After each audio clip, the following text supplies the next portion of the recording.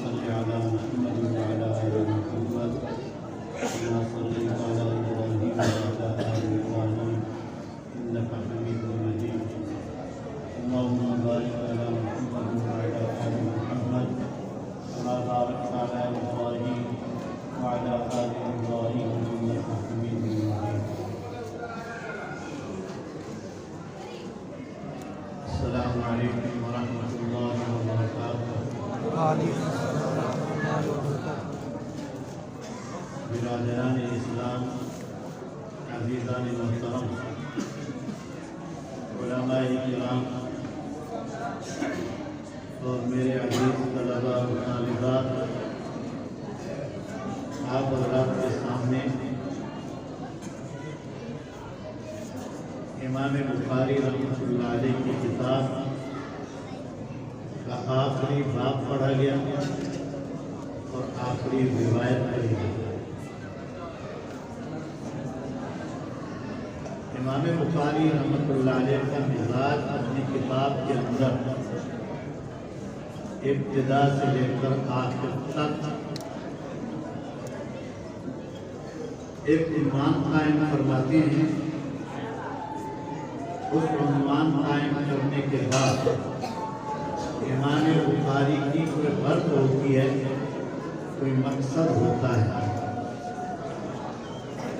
اس لیے امام بخاری کی صحیح بخاری کو سمجھنا اور اس کے ابواب کو سمجھ کر پڑھنا یہ بہت مشکل بات ہے. اسی لیے علماء نے لکھا ہے کہ امام بخاری رحمۃ اللہ علیہ کے احادیث کی شرح کر کے حافظ ابن حجر رحمۃ اللہ علیہ نے قلب سے اتار دیا. لیکن امام بخاری کے جو عنوانات ہیں اور ان عنوانات کے ماتحت جو احادیث لاتا ہے، اس کا قرض ابھی باقی ہے. آپ حضرات ذرا خاموش رہیں گے تو مجھے بات کرنے میں آسانی رہے گی.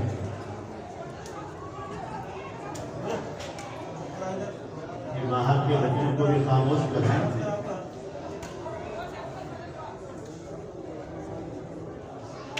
یہ مردوں کی مجلس ہے، عورتوں کی مجلس نہیں ہے. عورتوں کی مجلس ہوتی تو پھر معاملہ دوسرا ہوتا ہے. کسی نے کسی سے آ کر کہا کہ دو عورتیں آپس میں بیٹھی ہوئی تھی، خاموش بیٹھی ہوئی تھی، کوئی بات چیت نہیں کر رہی تھی. اس سننے والے نے کہا کہ دنیا کا سب سے بڑا فرق دو عورتیں آپس میں بیٹھیں اور بات چیت نہ کریں، یہ ممکن ہے. مرد حضرات پھر خاموشی اختیار کر لیتے ہیں، عورتوں کے اندر خاموشی نہیں ہوتی. آپ حضرات ذرا حدیث شریف کے مقام کو دیکھتے ہوئے خاموشی اختیار کریں. جو بچے شور غل کر رہے ہیں ان کو بھی ذرا پیار محبت سے خاموش کریں. امام بخاری رحمۃ اللہ علیہ نے اپنی کتاب کی ابتدا انما الاعمال بالنیات سے اور اختتام قیامت کے آخری منظر سے کی. دنیا میں آدمی کوئی بھی کام کرتا ہے، نیت کا اس میں بہت بڑا دخل ہوتا ہے. نیت اگر صاف ستھری ہے، کام صاف ستھرا ہو جاتا ہے. چاہے وہ کام گندا ہے، لیکن نیت آپ نے کر لی، درستگی کی، وہ کام صحیح ہو جاتا ہے.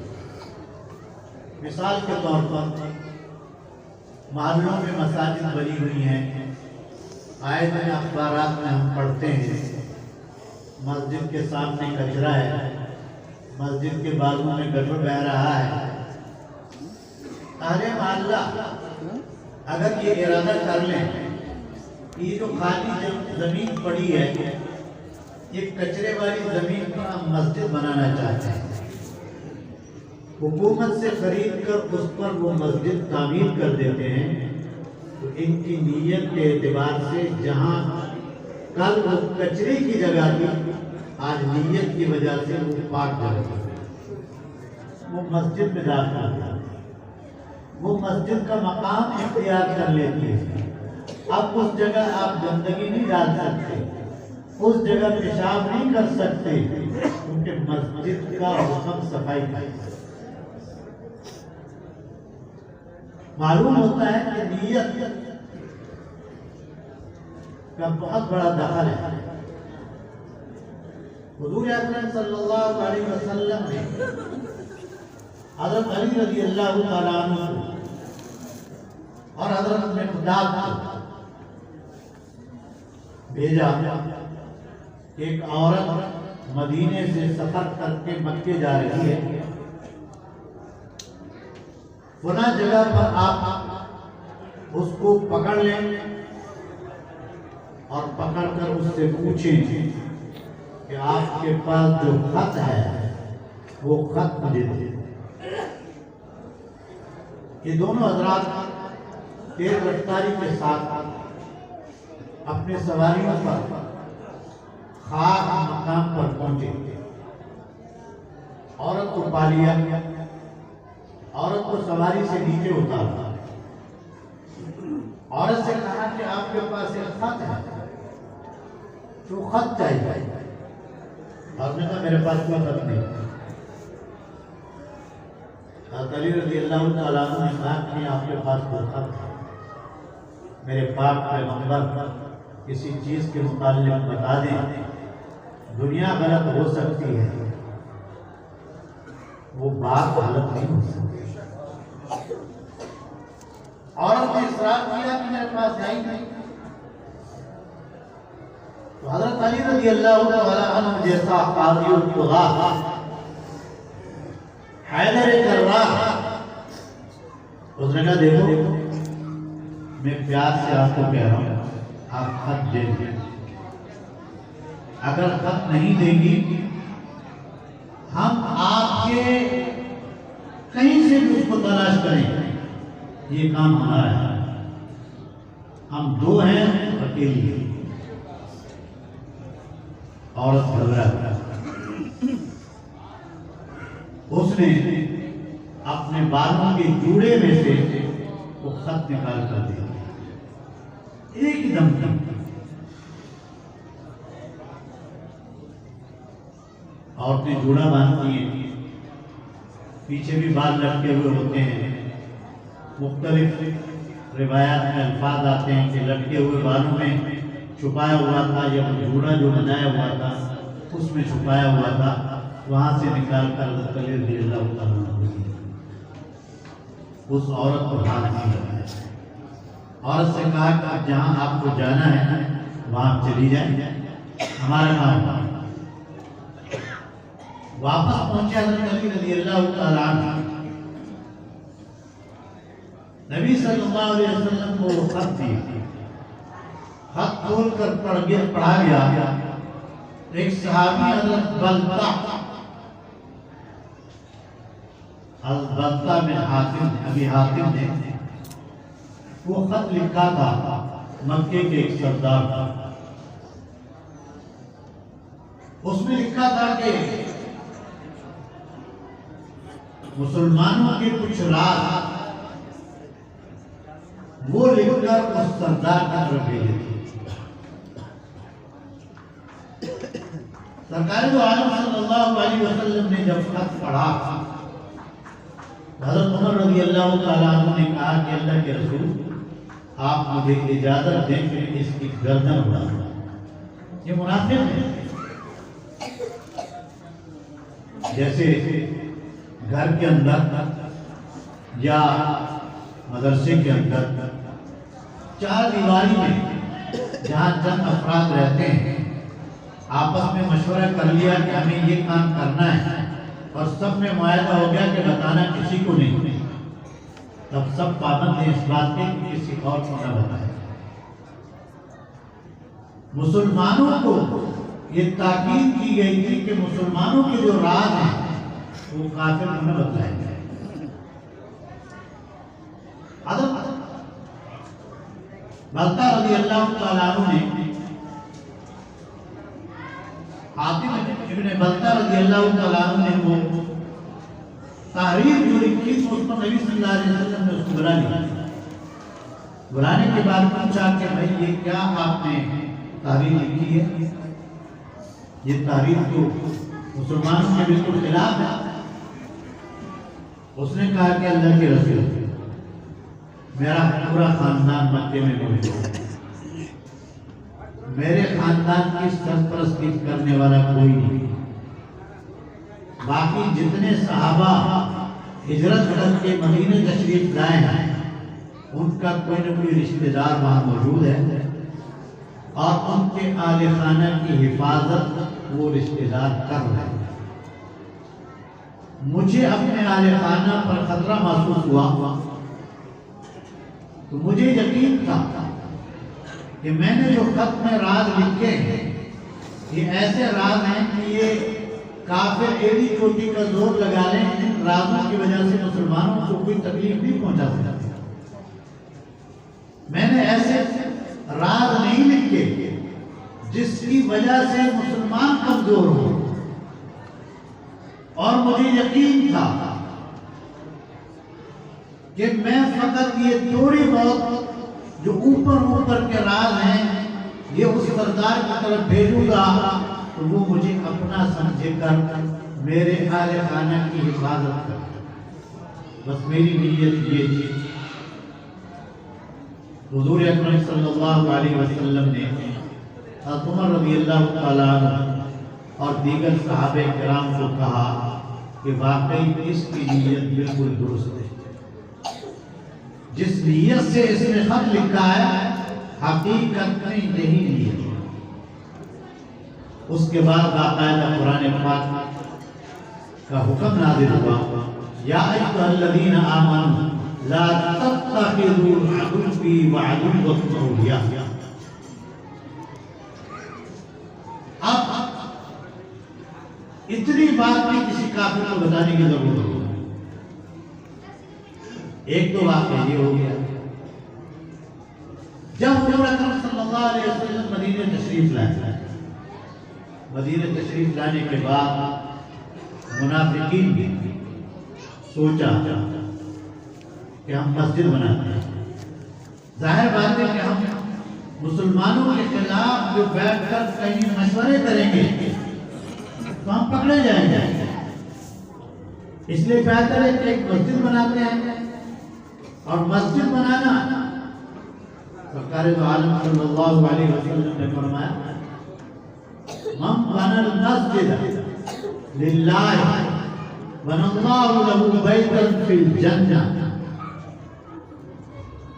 جو آدمی زمین پر مسجد بناتا ہے اللہ اس کے بدلے میں اس کے لیے جنت میں اتنا بڑا گھر اللہ اس کے لیے بناتا ہے۔ ہم مسجد بنائیں گے، کاری ثواب ہے۔ انہوں نے مسجد بنانا شروع کی۔ حضور اکرم صلی اللہ علیہ وسلم مسجد انہوں نے بنائی، نبی صلی اللہ علیہ وسلم نے کہا کہ یہ مسجد جہاں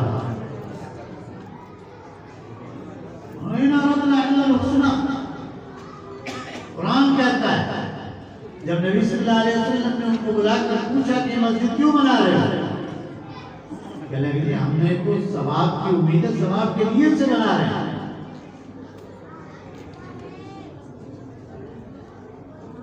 قرآن نازل ہوا کہ نہیں، واللہ یشہد انہم لکاذبون، ان کی نیت میں فجور ہے، اس لیے ان کی مسجد کو مسجد غرار کہا گیا۔ یہ ابو عامر فاسق یہودی نے ان منافقین کو جمع کر کے یہ مشورہ دیا تھا کہ ہم آپس میں بیٹھ کر مدینے سے دور بھی ہوں گے اور مسجد میں بیٹھ کر مشورے کریں گے، مسجد کے خلاف کوئی آدمی کام نہیں کرے۔ اب نیت ان کی کیا تھی؟ مسجد بنا، عمل بظاہر بڑا اچھا ہے، لیکن اللہ تبارک و تعالی منافقین کے لیے فرما رہے ہیں اذا جاءك المنافقون قالوا نشهد انك لرسول الله، منافق اگر یہ گواہی دیں کہ آپ اللہ کے سچے رسول ہیں، اور اللہ بھی گواہی دیتا ہے کہ آپ واقعی اللہ کے سچے رسول ہیں، لیکن یہ جو بات کہہ رہے ہیں اس میں یہ جھوٹے ہیں۔ اب ایک آدمی کلمہ پڑھے کہ لا الہ الا اللہ محمد رسول اللہ پڑھ رہا ہوں، اور اس کے بعد کوئی دوسرا آدمی کہے کہ یہ جھوٹ بول رہا ہے، یہ مسلمان ہے ہی نہیں۔ اللہ تبارک و تعالی اندر کے حال کو جانتا تھا۔ منافقین کا زبان پر ایسے الفاظ ہوتے تھے جیسے کہ آپ ایک مسلمان کے ہوتے ہیں لیکن اندر دل میں ایمان نہیں ہے۔ اس لیے اللہ تبارک و تعالی نے فرمایا واللہ یشہد انہم لکاذبون، باوجود اس کے کہ آپ اللہ کے سچے رسول ہیں اور وہ جملہ بہت پیارا کہہ رہے ہیں، لیکن اس کے باوجود ان کی نیتوں میں جھوٹ ہے، یہ جھوٹے ہیں۔ انما الاعمال بالنیات، مسجد بنانا اچھا کام ہے، لیکن اگر اس لیے بنائی کہ جی مجھے کہیں کہ ماشاءاللہ بڑا مالدار آدمی ہے، بڑی اچھی مسجد بنائی، بڑا یہ ہوا، تو یہ دکھلاوے کے لیے ہے، یہ ریاکاری کے لیے ہے، باوجود اس کے کہ اچھا عمل کیا لیکن اللہ کے ہاں یہ معتبر نہیں ہے۔ اسی لیے بعض دفعہ جیسے میں نے بتایا کہ مسجد کے برابر میں کچرے والی جگہ ہے، لیکن اگر مسجد والے مسجد کو بنانا چاہیں، زمین خرید کر اس کو مسجد بنا دیا، اب یہ مسجد بن گئی ان کی نیت کے اعتبار سے وہ کچرے والی جگہ پاک جگہ میں تبدیل ہوئی۔ اس کو کہتے ہیں اخلاص۔ کلمے کے اندر دو چیزیں ہیں، ایک ہے لا الہ الا اللہ، یہ اخلاص کا متقاضا ہے، دوسرا ہے محمد رسول اللہ۔ آدمی کو اخلاص ہے لیکن نبی کے طریقے پر وہ اخلاص نہیں ہے، وہ کسی کام کا۔ اب ایک آدمی صبح کی نماز بڑے اخلاص کے ساتھ 2 رکعت پڑھتا ہے، لیکن ایک کہنے لگا کہ کیا مسئلہ ہے کہ اگر 2 کے بجائے میں 4 رکعت پڑھوں گا تو اللہ مزید راضی ہو جائے، اللہ راضی ہوگا؟ ظاہر بات ہے 2 رکعت سے جب اللہ راضی ہوگا تو 4 رکعت پڑھنے میں کیا آ رہا ہے؟ اس نے 4 رکعت پڑھی۔ اب مجھے بتلائیے کہ اس کی صبح کی نماز جو 2 رکعت فرض ہے وہ 4 رکعت پڑھ لی، کیا اس کی صبح کی فرض نماز ادا ہو گئی؟ کیوں؟ اس لیے کہ حضور اکرم صلی اللہ علیہ وسلم کے طریقے پر حضور اکرم صلی اللہ علیہ وسلم نے بیان فرمایا کہ میرے طریقے میں فرمایا صلو کما رأیتمونی اصلی، نماز اس طرح پڑھو جس طرح میں پڑھ رہا ہوں۔ میں نے اگر کسی وقت میں 2 رکعت فرض پڑھی ہے تو امت پر بھی 2 رکعت ہی فرض ہے۔ میں نے اگر ظہر کی نماز 4 رکعت فرض پڑھی ہے تو امت پر 4 رکعت ہی فرض ہے۔ اس آدمی نے اخلاص تو تھا لیکن اس اخلاص میں اتنا آگے بڑھ گیا کہ نبی کا طریقہ چھوڑ دیا۔ سمجھ لیجئے کہ یہ اخلاص کے قابل اعتبار نہیں۔